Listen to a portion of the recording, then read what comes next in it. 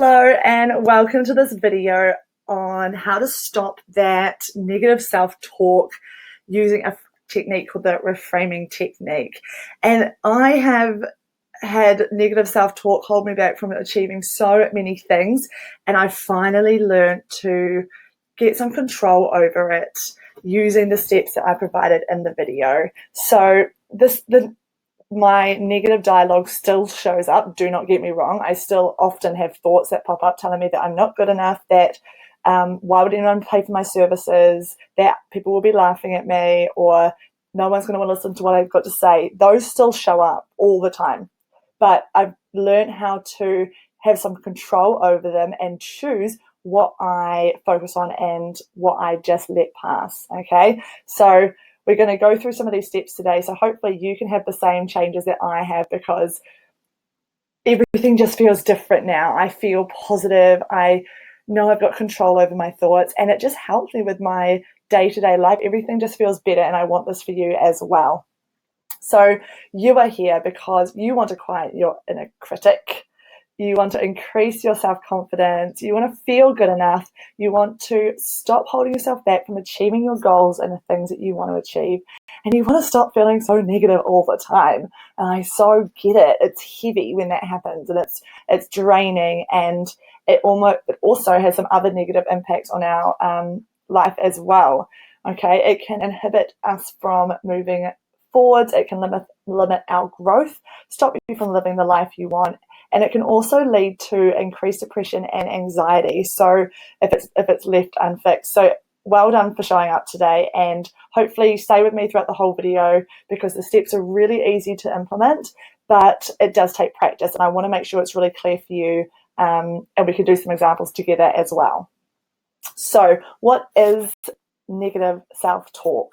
Well, self-talk itself is completely normal. We've got thousands of thoughts that show up every day for us, positive and negative. And it's kind of like at the end of this video, I've got a little example about a river. But if you imagine you're in a river and you're floating downstream, and you're surrounded by logs and debris and muck, and it feels like it's trying to like push you under, and you're feeling really trapped. But then once you realize that you can actually climb out of the river, okay, and all the debris and muck are all your thoughts, and you don't have to be trapped by it. You don't have to be surrounded by it. You can take yourself out, stand on the side, and you can just watch these thoughts going past.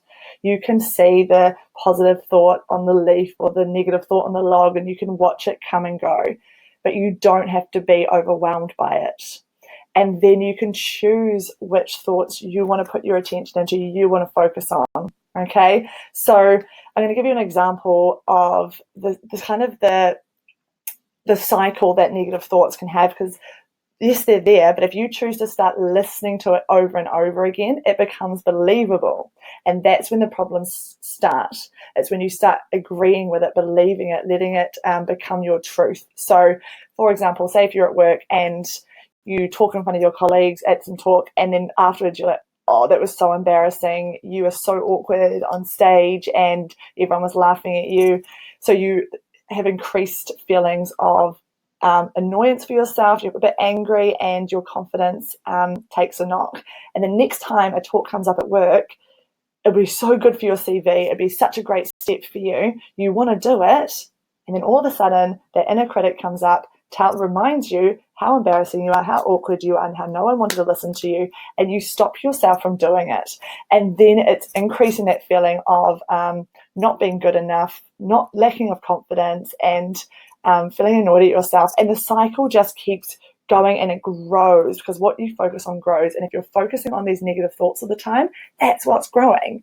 But I want to let you know that you don't have to keep having this pattern. It's a mindset. And if you're stuck in that negative mindset, you're constantly seeing the negative side of things. That's what's growing. We need to shift it, and we'll work on that together today, because it doesn't have to be this way, and you can see things positively again. It just takes practice. Okay, you do need to work on it. It's not going to be an overnight thing, especially if you've been growing and focusing and practicing negative self-talk for so long. You are going to need to work on creating positive self-talk for yourself. So how to do it? Stick with me here, really listen, and I will try and be as clear as I can at helping you through these steps. So step number 1 is to become aware, okay? Stop and actually listen to the words that you are telling yourself, okay? I would suggest even writing them down, almost having like a thought journal for a day or a week, and just write down what's coming up. One good reason for this is it separates you from your thoughts. It makes you realize that you are not your thoughts. These thoughts are going to come and go, and just record what they are. Okay, become aware of them, but don't get sucked into their story. Number 2 is challenge it. So would you talk to your friend this way? Would you allow them to talk this way about themselves? And is it helpful to your growth? If it's not, then you need to move on to the next step, step number 3, which is reframing. And this is a term in psychology that explains how we can change our perspective on something. So on our changing our words from negative to positive, and it allows us to see our situation in a different way, because everything in life could be viewed with a negative mindset or a positive. You could find so many negative things about anything. You could find so many positive things about anything. And you can choose either way, right? There's no right or wrong here, but one of those ways is going to make you feel average. It's going to make you feel negative. It's going to make you feel like you're not enjoying your life as much. So that's why I'm here to support you in learning how to view things through a positive lens, okay? So I'm going to go through some examples now. So, for example, this situation sucks. I'm always so unlucky. We can reframe that by just changing those words a little bit. I don't feel great right now, but things could be worse. So we're not trying to sugarcoat it. We're not trying to make out that everything is fine. Like everything has to be positive all the time. It doesn't. That we go through cycles in our life. We go through challenging times. It's not about ignoring that or numbing it. It's accepting that it's not great. However, you're not going to get sucked into the fact that, for example, if it's a problem, or using the words like, this situation sucks, I'm always so unlucky, you've got no growth there. You've got no way of getting out of it. It's just, I'm always so unlucky. It blocks you from having any way of seeing things from a different perspective. Whereas by just changing your words, changing the language, all of a sudden things start to shift. And it might sound like it's simple or a little bit lame, but it works, okay? So, and I know when you first start doing this, especially if you've been in a cycle of negativity for a long time, when you start to try reframing it, it can feel really lame and it almost feels a bit unnatural, but it's just because you're not used to it yet, okay? So here's another example. No one would want to pay for my services, and I know when, with my own business, that came up when I first started. It's like, I've got these great ideas, and it's like, no one's going to want to pay for that. That's not going to be useful. And it could have stopped me from even taking any further steps, but I learned how to use these steps to just listen to what it's saying. It's there because it's fearful that I might be embarrassed, or people will laugh at me, or it's going to fail. But actually, I learned how to reframe it and say, well, I found these useful. These changed my life. So I'm sure someone else is going to find it useful as well. So I recommend now having a go at pausing this video and writing down some of the negative self-talk that shows up for you most often. So pause it now if you want to. Have a go. Right. Now we've been through step number 1, become aware. Step number 2, challenge it. 3, reframe it. And 4 is practice, because self-talk is a mental muscle. The more you practice, the easier it will become. Okay, this isn't going to be an overnight thing, but even just starting, you're going to start to feel the heaviness, that negativity shifting. And see if when you talk to other people, are you using that negative talk, or are you trying to reframe it into a more positive light? Practice it whenever you can.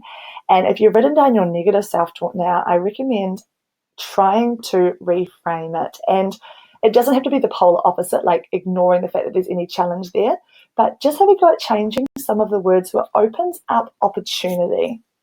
Okay, so even the word challenge opens up a possibility. Okay, this is a challenge, but I've overcome challenges in the past. And if you're still here today, you have overcome these things. You have, even though something was hard, it didn't stop you from moving forwards.